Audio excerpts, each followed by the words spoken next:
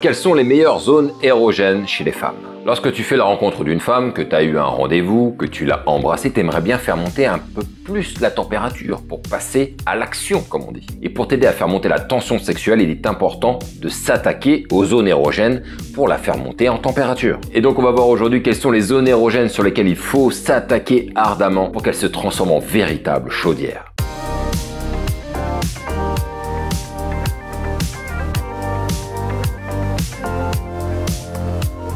Donc pour commencer, on va voir ensemble ce que sont réellement les zones érogènes. Et pour tout vous dire, il y a très longtemps en arrière, ça me passait mais alors complètement à côté ce genre de sujet. J'en avais entendu parler, mais en vrai je m'en foutais, franchement. Et puis petit à petit, à force de pratique, j'ai commencé à faire des bisous dans des zones sur lesquelles j'allais pas généralement. Et puis je me suis rendu compte que ça les faisait monter en température jusqu'à ce qu'on arrive à ce qu'on veut, c'est-à-dire une bonne baise. Salut, je m'appelle Brice, j'ai créé la chaîne La Séduction pour les Zéros pour aider tous les hommes qui veulent s'accomplir et rencontrer des femmes par eux-mêmes sans passer par les applications de rencontre. On ne se remet pas un algorithme, on décide d'aller aborder une femme qui nous plaît dans son quotidien, dans la vie de tous les jours. Ça fait une dizaine d'années que j'étudie le monde de la séduction en abordant en bar, en club, dans la rue, dans des centres commerciaux, dans des salons professionnels. J'ai même été aux États-Unis plusieurs fois pour aller faire des stages intensifs en solo. Donc si tu cherches des réponses pour savoir comment faire pour séduire et draguer des femmes, ici, on est bien. Et si tu veux aller encore plus loin et apprendre à rencontrer des femmes dans ton quotidien, va en description, tu trouveras de quoi te satisfaire. Et on commence tout de suite avec la définition de ce que sont les zones érogènes. On va aller très vite là-dessus. Les zones érogènes ne sont ni plus ni moins que des zones sensibles chez les femmes sur lesquelles il va pas falloir faire le bourrin, les gars. Ce sont des zones sensibles, comme je l'ai dit, donc comme toute zone sensible,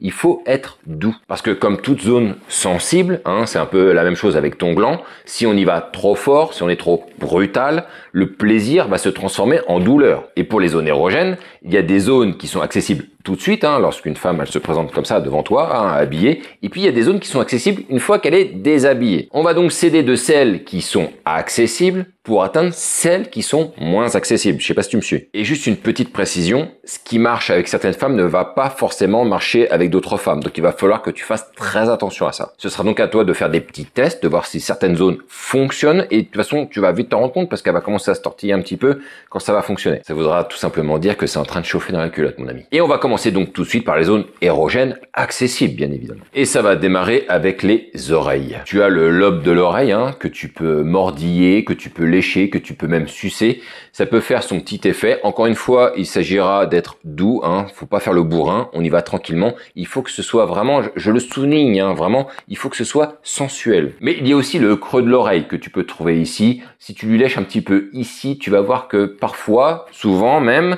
ça fait son petit effet. Ensuite, on a le cou, ou la nuque. Alors là, autant te dire tout de suite que c'est ma zone érogène préférée. Tu lui fais des petits bisous dans le cou, sensuel, doux. Tu peux parfois mettre des petits coups de langue, très doux, très sensuel, très tranquille, et tu vas voir que ça va petit à petit la faire trémousser. Avec l'âge, qu'est-ce qui se passe? Je trouve que dans les zones érogènes accessibles, franchement, c'est celle qui fait le plus d'effet, c'est là les dingos. Ensuite, tu vas avoir aussi les pieds. Alors là, je vais être hyper franc avec toi, je sais que c'est une zone qui fonctionne, mais moi, je ne suis pas un fanat des pieds du tout, donc c'est une zone sur laquelle je ne vais jamais. J'ai des potes qui sont de véritables fétichistes des pieds, qui adorent ça, et ils savent très bien s'occuper des pieds des femmes, et je sais très bien que ça leur donne un avantage énorme parce que très peu de mecs y vont. Donc tu peux proposer un petit massage tranquille des pieds, je sens que t'es en tension, attends, bouge pas, je vais te masser un petit peu les pieds, puis après tu peux très bien les embrasser, tu retires la chaussette, tu lui embrasses un petit peu les pieds, tu dis un petit bisou sur les pieds, et puis tu peux même aller jusqu'à les lécher si tu veux, tu fais ce que tu veux, ou sucer même le pouce des pieds, allez, soyons fous. On va aussi avoir le ventre et le nombril. Ce qui est intéressant avec le ventre, c'est que tu vas pouvoir faire des petits bisous tranquilles, relax, des petites léchouilles même, aux abords du nombril, ce genre de choses. Et si tu vois qu'il n'y a pas de résistance et qu'au contraire, c'est très apprécié, ça va te permettre d'accéder encore à une autre zone, qui sont les nichons. Autant te le dire tout de suite, je suis un boobs lover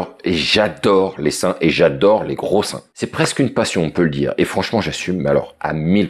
Je compte pas le nombre de nanas qui m'ont dit, dis donc, t'aimes vraiment bien les seins, toi, t'es tout le temps dessus, Je pense que c'est parce que j'ai pas assez tété quand j'étais gosse. Donc, bien sûr, on peut commencer à caresser les seins, à les tenir très tranquillement, mais aussi penser, les gars, à titiller légèrement le bout du téton. S'il a encore pas de résistance, tu vas pouvoir te mettre à lui lécher les seins. Donc, tu y vas encore une fois avec douceur et sensualité, et tu vas même pouvoir te permettre de commencer à mordiller légèrement le bout de ses seins. Je dis bien mordiller, pas mordre. Même si tu rencontreras probablement, ça a été le cas pour moi, des femmes qui te demandent d'aller plus loin que d'aller mordiller, de mordre un peu plus fermement. Bon, les goûts sont dans la nature, hein. Mais une fois que tu as atteint le haut, il y a de grandes chances que tu atteignes le bas. Et on va commencer avec l'intérieur des cuisses qui est tout de même assez sensible. Alors deux choses, lorsqu'elle est encore habillée et que tu l'embrasses, tu peux très bien lui caresser le dessus de la cuisse pour ensuite aller un peu plus vers l'intérieur. Mais ensuite, lorsque elle a retiré son pantalon, sa jupe ou je ne sais quoi, tu vas pouvoir aussi commencer à lui lécher l'intérieur des cuisses qui va démontrer que on va quand même progressivement aller vers le Saint Graal. Mais avant de parler du Saint Graal, je voulais te parler d'une autre zone érogène qui sont les fesses. Rares sont les gars qui lèchent les fesses, et pourtant il faut y penser les gars. Tu peux même les mordiller un petit peu. Si tu lui lèches les fesses, que tu lui mordilles légèrement, que tu joues un petit peu avec ça,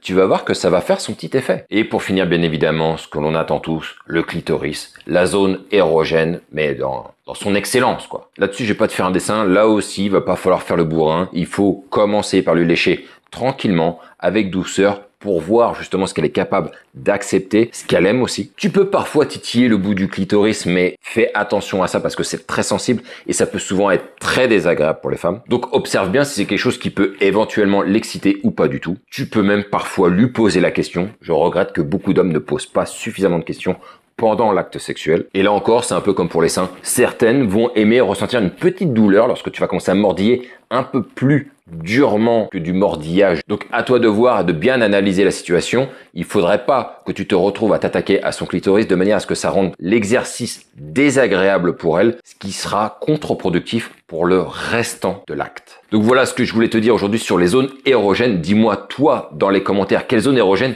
tu préfères, celle qui, selon toi, les émoustille le plus. Bref, on se retrouve pour une prochaine vidéo les gars, on ne lâche rien et vive ce putain de game.